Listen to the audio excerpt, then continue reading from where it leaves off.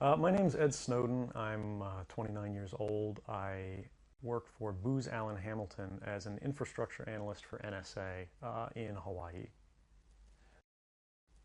What are some of the positions that you held previously within the intelligence community? I've been a systems engineer, systems administrator, senior advisor for the Central Intelligence Agency, solutions consultant, and a telecommunications information systems officer. One of the things people are going to be most interested in trying to understand who you are and what you're thinking is there came some point in time when you crossed this line of thinking about being a whistleblower to making the choice to actually become a whistleblower. Walk people through that decision-making process. When you're in positions of privileged access, like a systems administrator for these sort of intelligence community agencies, you're exposed to a lot more information on a broader scale than the average employee. And because of that, you see things that may be disturbing, but over the course of a normal person's career, you'd only see one or two of these instances. When you see everything, you see them on a more frequent basis. And you recognize that some of these things are actually abuses. And when you talk to people about them, in a place like this where this is the normal state of business, people tend not to take them very seriously and move on from them. But over time, that awareness of wrongdoing sort of builds up, and you feel compelled to talk about it. And the more you talk about it, the more you're ignored, the more you're told it's not a problem, until eventually you realize that these things need to be determined by the public, not by somebody who was simply hired by the government. Talk a little bit about how the American surveillance state actually functions. Does it target the actions of Americans? NSA and the intelligence community in general is focused on getting intelligence wherever it can, by any means possible, that it believes on the grounds of sort of a self-certification that they serve the national interest. Originally, we saw that focus very narrowly tailored as foreign intelligence gathered overseas. Now, increasingly, we see that it's happening domestically. And to do that, the NSA specifically targets the communications of everyone. It ingests them by default. It collects them in its system, and it filters them, and it analyzes them, and it measures them, and it stores them for periods of time, simply because that's the easiest, most efficient, and most valuable way to achieve these ends. So while they may be intending to target someone associated with the foreign government or someone that they suspect of terrorism, they're collecting your communications to do so. Any analyst at any time can target anyone, any selector, anywhere. Where those communications will be picked up depends on the range of the sensor networks and the authorities that that analyst is empowered with. Not all analysts have the ability to target everything, but I, sitting at my desk, certainly had the authorities to wiretap anyone, from you or your accountant to a federal judge to even the president if I had a personal email. One of the extraordinary parts about this episode is that usually whistleblowers do what they do anonymously and take steps to remain anonymous for as long as they can, which they hope often is forever. You, on the other hand, have decided to do the opposite, which is to declare yourself openly as the person behind these disclosures. Why did you choose to do that? I think that the public is owed an explanation of the motivations behind the people who make these disclosures that are outside of the democratic model. When you are subverting the power of government, that's a fundamentally dangerous thing to democracy. And if you do that in secret consistently, as the government does when it wants to benefit from a secret action that it took, it'll kind of give its officials a mandate to go, hey, tell the press about this thing and that thing, so the public is on our side. But they rarely, if ever, do that when an abuse occurs. That falls to individual citizens, but they're typically maligned. It becomes a thing of these people are against the country, they're against the government. But I'm not. I'm no different from anybody else. I don't have special skills. I'm just another guy who sits there day to day in the office, watches what's happening, and goes, This is something that's not our place to decide. The public needs to decide whether these programs and policies are right or wrong. And I'm willing to go on the record to defend the authenticity of them and say, I didn't change these. I didn't modify the story. This is the truth. This is what's happening. You should decide whether we need to be doing this. Have you given thought to what it is that the U.S. government's response to your conduct is, in terms of what they might say about you, how they might try to depict you, what they might try to do to you? Yeah, I could be, rendered by the CIA. I could have people come after me, or any of their third-party partners. They work closely with a number of other nations. Or, they could pay off the triads, or, any of their agents or assets. We've got a CIA station just up the road in the consulate here in Hong Kong. And I'm sure they're going to be very busy for the next week. And that's a fear I'll live under for the rest of my life, however long that happens to be.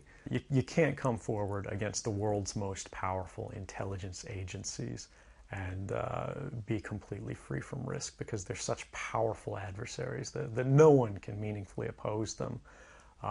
If they want to get you, they'll get you in time. But at the same time, you have to make a determination about what it is that's important to you. And if living unfreely but comfortably is something you're willing to accept, and I think many of us are, it's the human nature.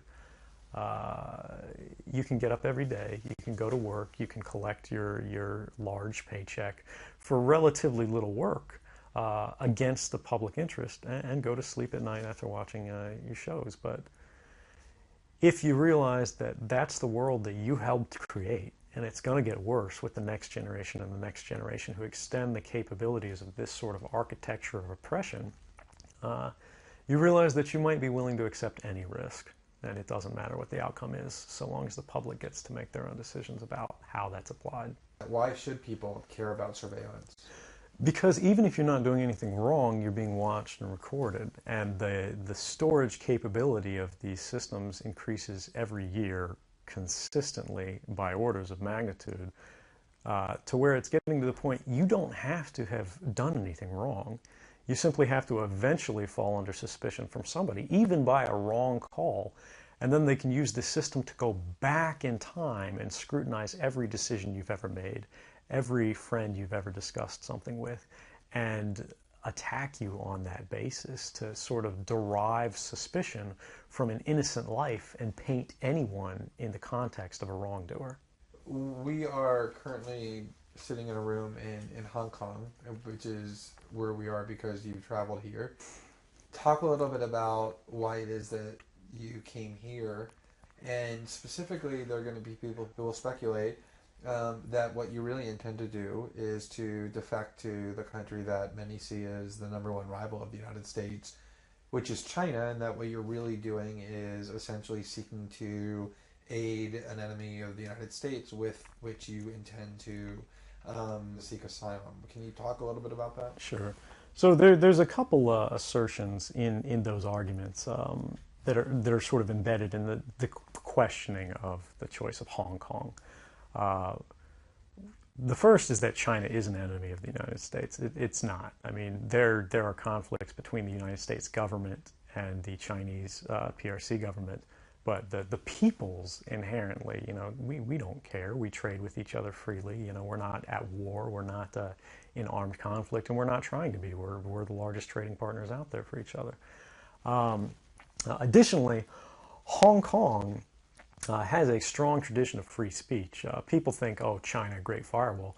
Mainland China does have significant restrictions on free speech, but the people of Hong Kong have a long tradition of protesting in the streets, of making their views known. The internet is not filtered here, no more so than any other Western government. And I believe that the Hong Kong government is actually independent in relation to a lot of other leading Western governments. If your motive had been to harm the United States and help its enemies, or if your motive had been personal material gain, were there things that you could have done with these documents to advance those goals that you didn't end up doing? Oh, absolutely. I mean, anybody in the positions of access with the technical capabilities that I had could, suck out secrets, pass them on the open market to Russia. They always have an open door, as we do. I had access to, the full rosters of everyone working at the NSA, the entire intelligence community, and undercover assets all around the world, the locations of every station we have, what their missions are, and so forth. If I had just wanted to harm the U.S., that you could shut down the surveillance system in an afternoon. But that's not my intention. And I think for anyone making that argument, they need to think, if they were in my position, and you live a privileged life, you're living in Hawaii in paradise and making a ton of money, what would it take to make you leave everything behind? The greatest fear that I have regarding the outcome for America of these disclosures is that nothing will change. People will see in the media all of these disclosures. They'll know the lengths that the government is going to grant themselves powers unilaterally to create greater control over American society and global society. But they won't be willing to take the risks necessarily to stand up and fight to change things, to force their representatives to actually take a stand in their interests. And the months ahead, the years ahead, it's only going to get worse until eventually there will be a time where policies will change, because the only thing that restricts the activities of the surveillance state are policy. Even our agreements with other sovereign governments, we consider that to be a stipulation of policy rather than a stipulation of law. And because of that, a new leader will be elected. They'll flip the switch, say that because of the crisis, because of the dangers that we face in the world, some new and unpredicted threat, we need more authority, we need more power, and there will be nothing the people can do at that point to oppose it, and it'll be turnkey tyranny.